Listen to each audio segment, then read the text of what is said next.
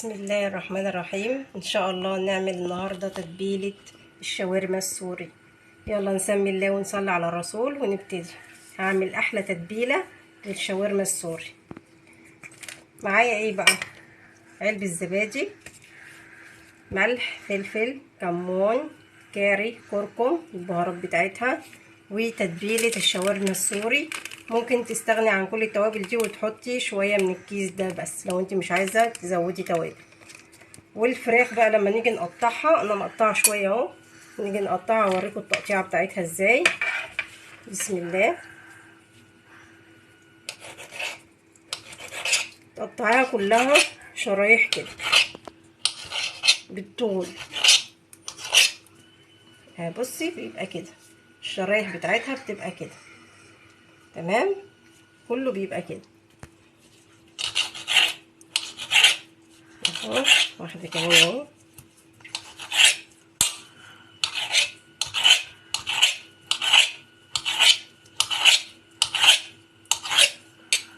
شرايح، كله شرايح بالطول كده اهو. اهي تقطعيها كده. طبعا انت غسل البانيه ومنضفاه كويس جدا ومصفياه من اي ميه فيه. ده صدر فرخه، صدر فرخه نعمل منه شاورما السوري. هنحط ايه بقى؟ معلقه زبادي كبيره كده، عليها شويه توم،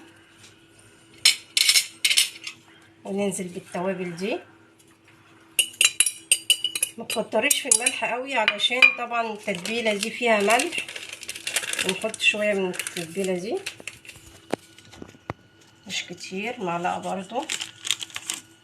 نحط بقى معلقتين زيت اهو، معلقه. يستحسن لو عندك زيت زيتون يبقى افضل، لو ما فيش يبقى زيت نضيف عادي. نقلب بقى كل التوابل دي مع بعض كده، الزبادي مع كل التوابل دي. احلى تتبيله شاورما. مش لازم تشتريها من بره، اعملها في بيتي. الرغيف دلوقتي بقى يتباع بره ب70 جنيه و80 جنيه، اسعار كده يعني. عشان انا واولادي نروح ناكل شاورما سوري ندفع مبلغ كده ونيجي، طب وعلى ايه؟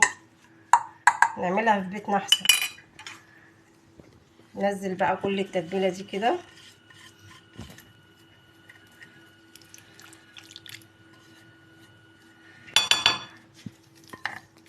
ونقلب. يستحسن بقى ان انتي تعمليها قبلها بيوم، يعني عايزه انا اكل شاورما بكره، قبلها بيوم اتبلها واشيلها في التلاجة، اغطي عليها واشيلها في التلاجة. مفيش عندك وقت يبقى قبلها بساعتين، قبلها بساعتين تبليها وشيليها في التلاجة، وبعد كده اعمليها. وبعد ما تتبل هقول لكم ان شاء الله على الايه، على الخطوات اللي هنعملها بعد كده. اغطي عليها بقى كده ستريتش عندك، ونشيلها في التلاجة. ومعاكي احلى تتبيله شاورما سوري. هننزل بيها بقى كده في الطاسه، نحط معلقه زبده وننزل فيها تاخد صدمه.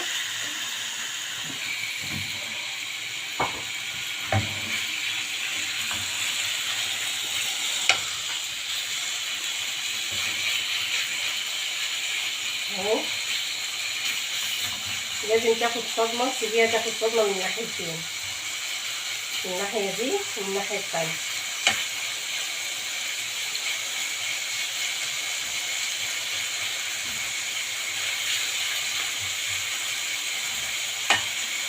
بعد كده هننزل بيها بقى بالبصل والفلفل.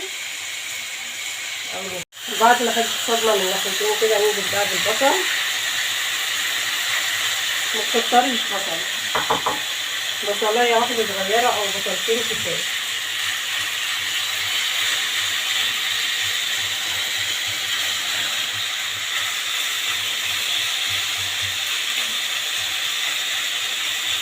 نسيبها بقى مع البصل كده لحد ما البصل يدبل شويه، وبعد كده هنزل عليه بالفلفل ويستووا مع بعض واوريهولكم واحنا بنقفل الشاورما.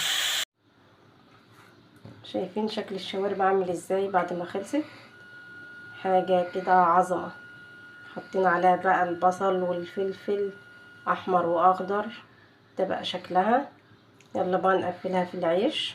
لما نيجي نقفلها بقى نحط الصوصات. ده صوص كاتشب، ده كاتشب، وديت صوص الشاورما اللي هي زبادي وطحينة وملح وفلفل وكمون، وعايزه تحطي توم حطي، مش عايزه بلاش. ده هو صوص الشاورما اللي هي سلطه الطحينه يعني. تمام. نحط معلقه كاتشب ونحط طحينه. عايزه تحطي الصوصات جوه الرغيف حطي، مش عايزه تخليها براحتك كده في الاخر تاكليها معاه. تمام. ناخد بقى كده معلقه شاورما.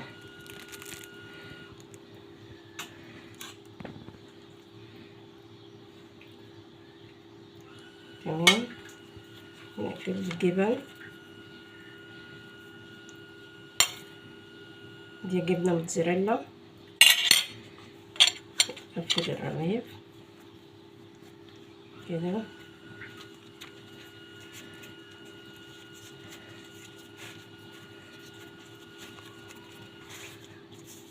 نعمل واحد تاني اهو.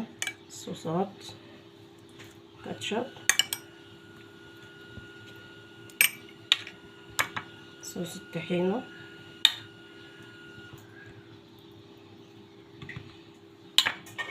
شاورما،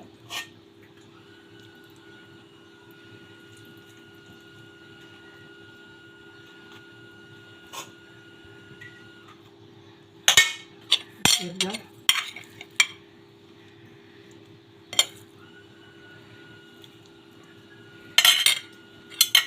اعمليها في بيتك وما تكلفيش نفسك من بره، علشان بقت غالية جدا ومش هتتكلفي اي حاجة في البيت. اهو نلف كده. هنخلص بقى بقية الكمية ديت ونوريها لكم واحنا بنحمرها. ده الشاورما اهي بعد ما قفلناها. هنحمرها بقى. طاسة كده تسخن، نحط فيها شوية زيت يسخنوا، مش كتير الزيت، حاجة بسيطة اهو. خليها تتحمر. لما تيجي تحطي من الناحية دي عشان تقفل معاكي على طول.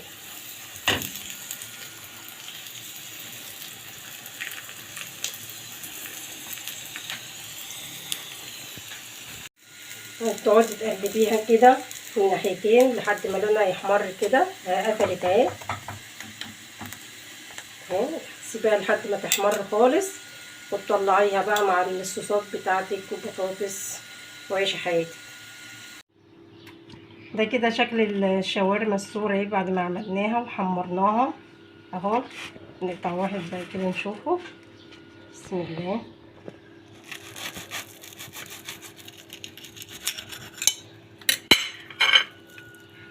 شايفين عامل ازاي؟ شايفين الصوصات اللي فيه؟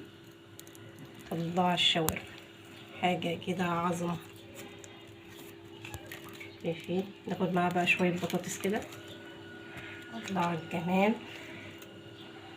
ومعاكي صوصاتك بقى كاتشب.